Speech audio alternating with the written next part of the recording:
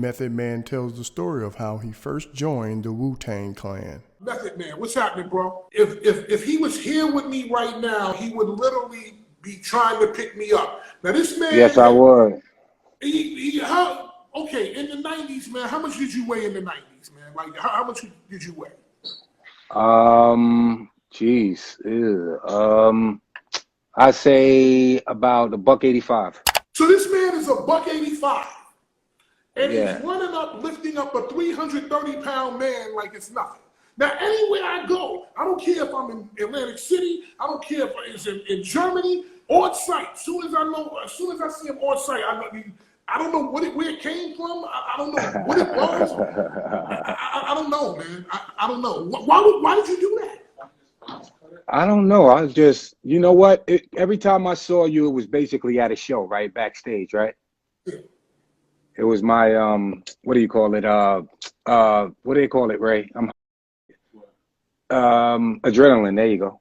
Yes, your adrenaline. My adrenaline, yes. So to release your adrenaline, or you were so fucking hyped up, you would just go pick up a 330-pound man. So go figure, man. So, plus, I love you like that, Scoop. I love you, bro. And right back at you, bro. Let's start from the top. Make sure you like, comment, and subscribe. The first thing because I was looking all over for information.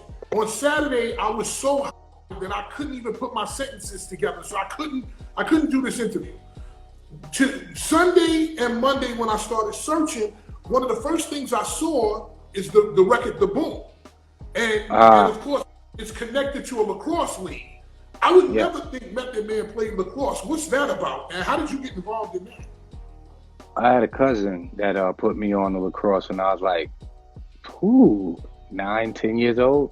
I know I played for 4 years. I mean, it was. I had played football the previous year, so in Long Island, anybody that's from Long Island, they'll let you know sports is all year round. When you're not playing football, you're playing basketball or baseball. If you're not playing basketball or baseball, you're playing lacrosse. It all just revolved in the same circle, and sometimes you played them all.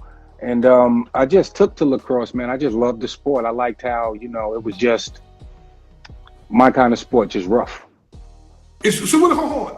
When I think of lacrosse, I think of young women from the suburbs playing that game. I don't think of anything rough about it. What's rough about that, bro? And that's the sad part about it, but not really sad because the girls represent big time. I mean, some of the top lacrosse players are females. My thing is, the credit needs to go to the indigenous people who invented the sport, and a lot of the players who are in the league, they know this and they always give props up, you know what I'm saying? But I'm just gonna let it be known right now, lacrosse was done first by the indigenous people. Wow, that's crazy, man. So let's move forward a little bit. You're in Staten Island. How do you wind up on Staten Island, New York? Oh man, I'm a Long Island kid at heart, that's where my mom met my dad, that's where I was born at. It just, happenstance. We was living in Brooklyn, and the lady that we were, basically that worked at the place we were staying at, she lived in Staten Island, and when our time was up at this place, we went to Staten Island to stay with her until my mom found a place, and been there ever since. Wow, that's crazy. When did you realize that you had music in you that needed to be let out? Because now you're a young kid in Staten Island, you're out there, you're probably doing a bunch of different stuff. When do you realize that this is something that you have, it's a talent, and you want to do it? I always loved music because I grew up in most black households played music, and regardless to what your parents listened to, whether it was gospel or maybe they listened to a lot of that funk. My parents, they pretty much listened to everything, and my aunts and uncles pretty much listened to everything. 8 tracks were big. Mm-hmm. So any song that I liked, I would memorize. And one day, when I moved to Staten Island, this is when we moved back to Staten Island. It was like 84, I believe, 84. I came back. We moved to Park Hill, And I'm running into different people in school and stuff. IS 49 Dreyfus, shout out to Dreyfus. And myself and Raekwon clicked. I used to walk home from school with him. And one day he was like, yo, why don't you just hang out with us on the block? See, I'm just a youngin' now. I'm like 11, 12 years old. I ain't never really like hung out. I'm from Long Island. I was a jock. I hung out with other jocks. We did, football and like that. I go to hang out with the dude, and that's when I found out hanging out was basically standing around doing jack. And that's what we did, But in the midst of that, somebody rolled up. We wound up in the staircase.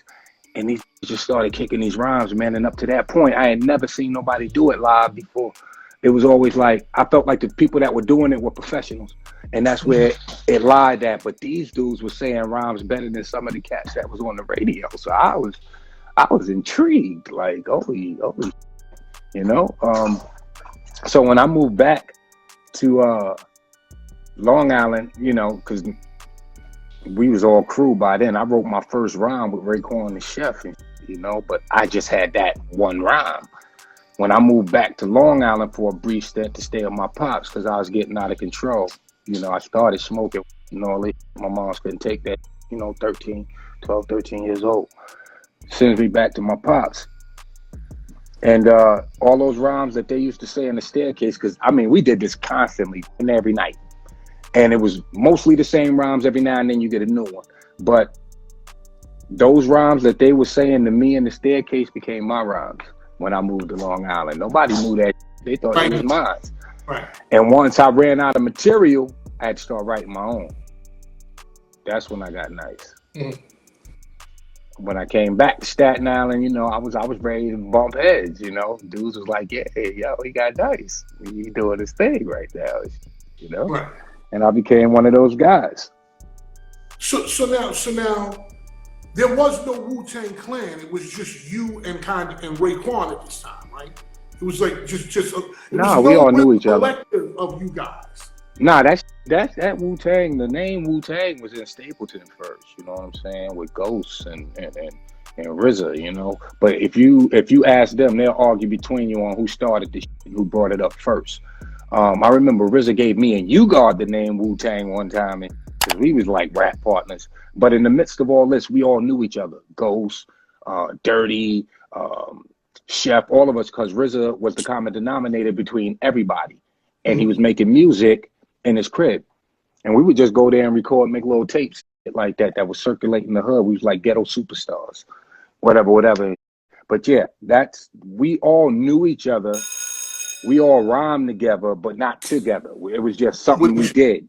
It was, because I'll take you back to when like I said, when I hung out with Ray that first time, the first we did with hanging out was we just stood on the block doing nothing until somebody said they had half. Back then, half was $2.50 because you get a nickel bag. So if this got $2.50, he got $2.50. All you need is a scar. Right. Go up in the staircase, and it was the same way. I could have hung out with niggas that smoked all day. I could have hung out with that drank 40s all day. I could have hung out with the basketball court. It was so many different areas I could have been in, but for some reason I gravitated to the music. And you see where it got me.